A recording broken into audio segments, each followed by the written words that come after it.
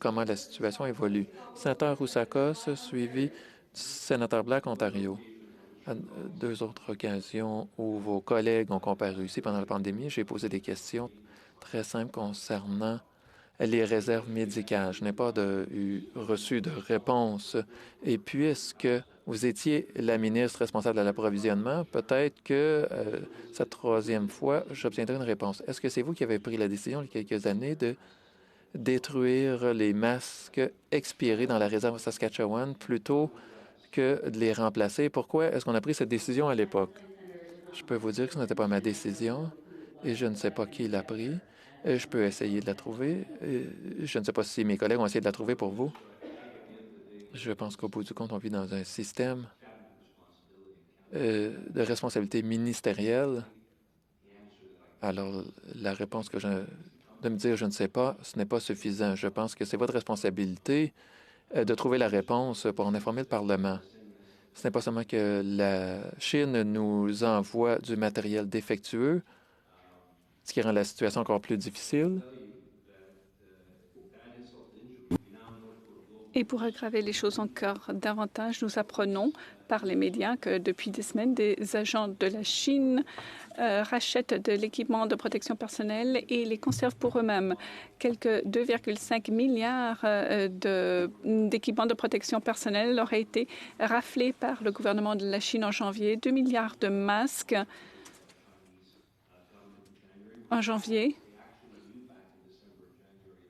ce qui nous permet de croire qu'ils savaient dès décembre que la pandémie était en chemin.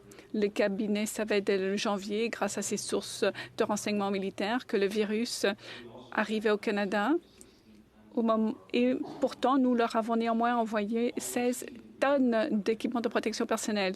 Et maintenant que nous en avons besoin, quand il fait en retour, eh bien, ils nous ont refusé des équipements et ils ont détenu 2 de nos citoyens.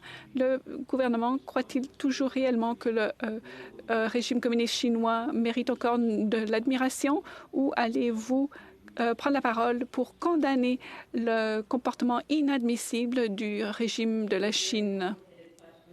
Une question des plus complexes, Monsieur le Sénateur. Je ne puis m'exprimer au nom du Premier ministre qui peut s'exprimer très bien par lui-même. Mais je puis vous dire que depuis janvier, nos efforts portent sur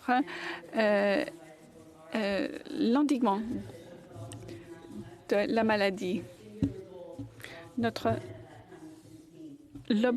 seul objectif de la planète à l'époque, en janvier, était d'endiguer le virus. C'est ce que nous faisions tous. Ensuite, nous avons compris que ces efforts ne portaient pas fruit et donc nous nous sommes tournés vers l'achat d'équipements de protection personnelle. Effectivement, nous avons tiré des enseignements de notre expérience et nous les appliquerons pour la prochaine crise. Dernière question. Nous avons reçu des trousses de tests et des équipements de protection personnelle qui sont défectueux et ont dû être rendus à la Chine. En plus, des entreprises canadiennes se disent prêtes à produire ces équipements au Canada pour le Canada, ceci pour protéger les travailleurs de première ligne. Or, ces entreprises ont beaucoup de difficultés car elles n'arrivent pas à faire approuver leurs produits par Santé Canada. Comment, d'une part, peut-on accepter que la Chine, qui nous envoie de l'équipement défectueux, obtienne une approbation de Santé Canada dans temps record, tandis que les entreprises canadiennes, elles, doivent attendre une éternité alors qu'elles ne demandent pas mieux que de nous fournir de l'équipement qui est conforme et fonctionnel. Pouvez-vous vous garantir que ce problème sera réglé dans un délai de quelques heures, de façon que les entreprises canadiennes puissent offrir de l'équipement de protection personnelle à nos travailleurs des premières lignes? Sénateur, comme vous l'avez dit vous-même, nous avons consenti des efforts sur 2 plans. Équipement de protection personnelle à l'étranger et équipement de protection personnelle au Canada. Si je me souviens bien, notre processus d'approbation est passé d'un délai de plusieurs semaines à un délai de quelques jours, pourvu que toute l'information se trouve dans la demande. Il faut que le dossier soit complet. Nous approuvons les demandes dans les plus brefs délais sans compromettre la rigueur de notre processus, ceci afin d'assurer la sécurité de l'équipement de protection